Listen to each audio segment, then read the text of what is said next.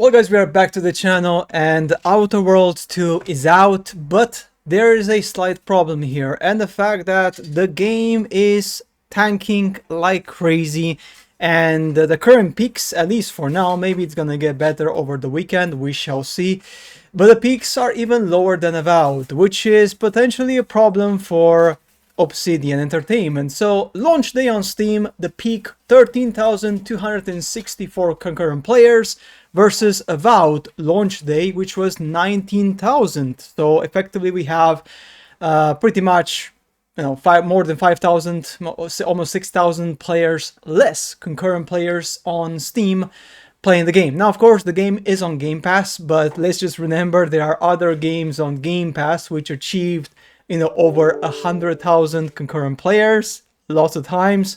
So we cannot just blame it on the Game Pass. All right, this is really important. Now, the game is, the review scores is about 85 on Metacritic. Effectively, people are saying solid, but not enough bang for your $70 buck. Game Pass cannibalizes the sales, but even that can't be saved. Why it's primed to flop? Post-Avowed fatigue, Obsidian's mid-rep kills hype, $70 double A slop, 001 price, same short satire vibes, Unreal Engine 5 jank, stutters. We're gonna see some interesting stuff on performance-wise. Yeah, crazy stuff, right? Crowded October, maybe, potentially, who knows, right? So, Obsidian 3 flops in 2025, layoffs incoming. Maybe, it's a possibility. Also, I believe people are just right now tired of the typical weak soy boy males and stunning and brave female character leads in the games. It's just becoming now just embarrassing, right? I mean, look at this scene. Look at this scene. It's just crazy, right? Look at this. The astrogator's gears are shot! Get a hold of yourself. You're an Earth Directorate agent. Affirmative, Commander. The astrogator's... So yeah, so basically like she's the commander and, you know, he's a puny soy boy, he's panicking like crazy and she puts him in his place. That's right, because that's what strong and independent female characters in games do. They are the new strong male leads. Effectively, they're representing everyone effectively, and people just are tired. They're fatigued of these tropes. It's just becoming very boring, very annoying. So maybe this could be also a reason, maybe potentially. Looking on Steam here, as you can see, the people, 81% likes the game, which is great, that's fine, but the problem is that people are fatigued. That's the problem. So yeah, I mean, we can see from the release date, this is the release date, 29th of October.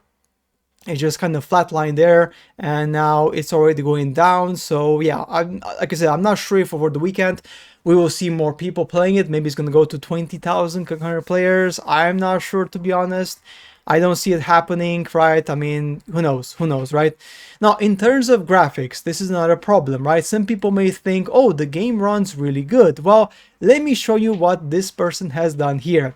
Daniel Owen, his YouTube channel is specialized in, you know, analyzing performance, frame rates. He has a good graphics card. So this guy is all about performance analysis, right? Look at this. This is crazy.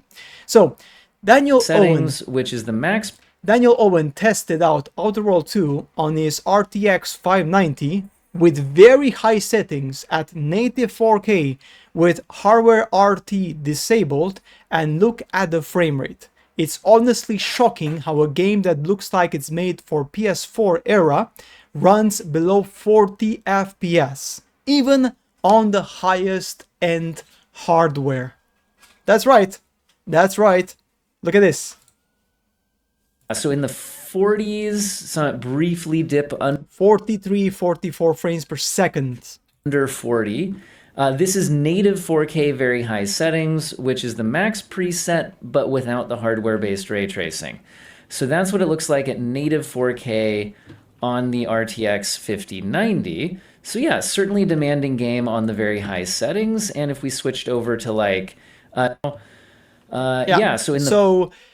Is this acceptable? So even with the most expensive graphics card on the market right now, which is like, what, I don't know, like $2,000 or something, or nearly $2,000 potentially. I don't know, because I can't afford to buy it myself. I'm not gonna buy. I'm gonna pay that money for that, right? Obviously. So guys, even with that, it's just running like shit, right? Now, I don't know, man, like the moment you land on the first planet in Outer Worlds 2, the performance and stuttering start to appear. Feels like a map larger than 500 square meters in Unreal Engine 5 will get you stutters that look like this. Absolute joke of an optimization, and to think that they wanted to charge $80 for this. Stutter after a few minutes, right? This is the classic Unreal Engine 5 problem. And again, like the graphics are not like something crazy, like it's basically just some textures there, right? Some like in the distance, you see some buildings and whatnot. Like it's not, I don't know, crazy. There's no special effects. There's no stuff in the sky. There's no smoke. There's no fires. Like everything is static. And even then, you still have stutters. Right? That's a problem. That's a major problem. And that's an issue, right? So this is the problem right now we have with gaming in 2025. We have, first and foremost, game studios which are just repeating the same fatigued principles. Stunning and brave female lead. The men are soy boys. They're useless, effectively. And that just puts many people off. Because when you play a game and you get the same stuff on and on again, it gets old. The second one, performance, is pretty, I would say, subpar. And the third one is the fact that, yeah, the game is just like, look at this, like the DEI characters, of course, right? We saw this. The DEI is just crazy. The Outer Worlds 2, like they have so many characters which are just made sure they're literally inclusive, right? The cast of companions in the Outer Worlds 2 looks as you would expect, once again showing that diversity. But guess what? Not a single white person is allowed. That's right, you have Latinos, you have mixed race, you have Asians, you have black people, but obviously white people are not allowed because, you know, if you have white people in the game, it's not diverse, apparently, right? That's the problem we are seeing in this at the moment.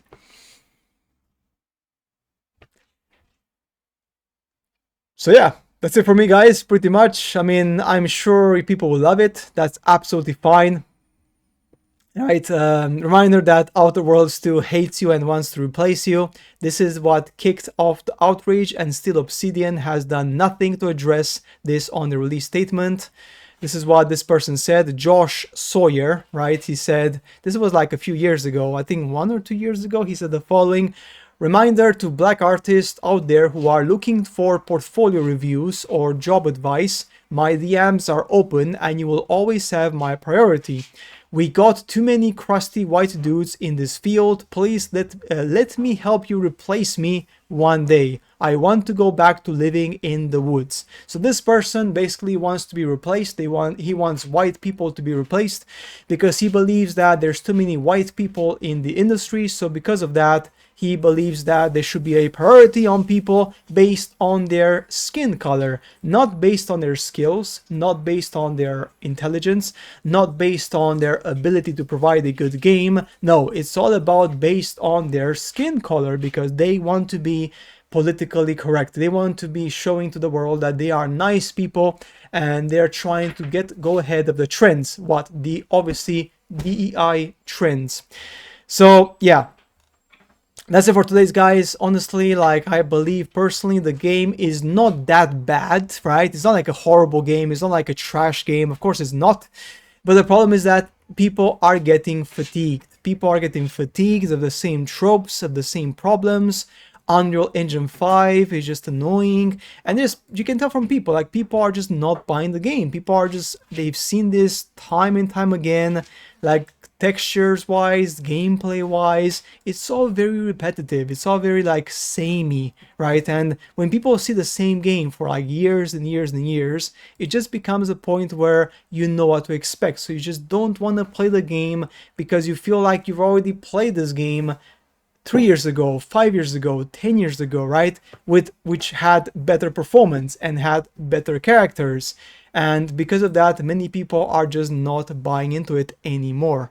So that's it for today's video, guys. On this one, let me know what you think in the comments. Do you believe that this game is better than the first one? Yes or no? And what's your point of view? Why do you believe that the game is performing so poorly right now in terms of the Steam release? I don't believe it's just because of the Game Pass. I do not believe so whatsoever, because we had many games which were on Game Pass and they just absolutely crushed it on Steam with more than 100,000 concurrent players on release. And that's a fact, right? We had those this year, at least a couple of them, 3 or 4 or 5. So that proves that it's not about just Game Pass. There's a deeper problem here at hand. So guys, that's it for today's video. As always, I shall see you later in the next one. Until then, enjoy the stunning and brave Obsidian game, The Outer Worlds 2, where soy boy men are basically useless, as you can imagine. Guys, that's it for today's video. I shall see you later in the next one. Bye.